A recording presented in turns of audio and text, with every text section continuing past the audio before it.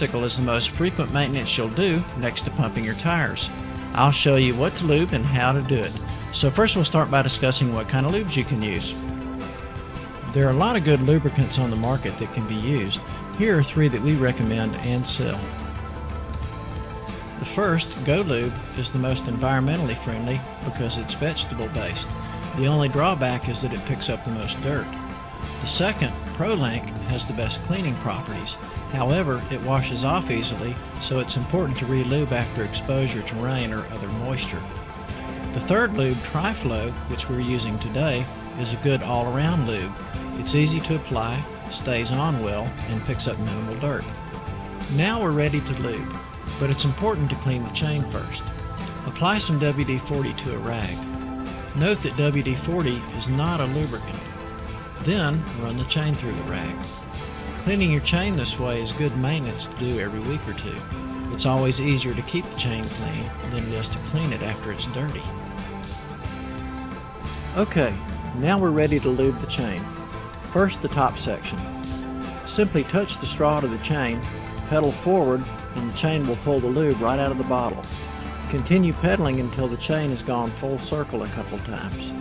We'll apply lube to both the right and the left sides. Then we'll move to the bottom. The procedure is the same here, except that we'll pedal backwards this time. Now that the lube has penetrated the chain, wipe off the excess surface lube. This is important to keep your chain from picking up too much dirt. And that's it for the chain. Next we'll move to the components of the rear derailleur, starting with the pulleys. Simply place the straw on each of the pulleys and pedal backwards.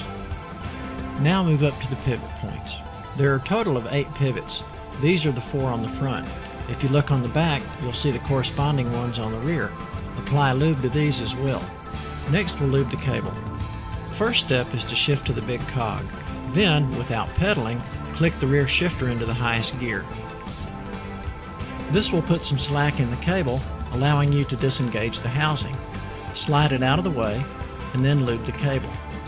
Leave it unhooked, but before leaving the rear derailleur, be sure to wipe off any excess lube. Now onto the front derailleur. There are numerous pivot points on the derailleur. You'll see them upon examination. Lube each one. Also, run a generous amount of lube down the cable, and again clean any excess. From here, we'll move to the back brake. Unfasten the cable at the caliper. Unhook the cable housing at the frame, slide it out of the way, and lube the cable.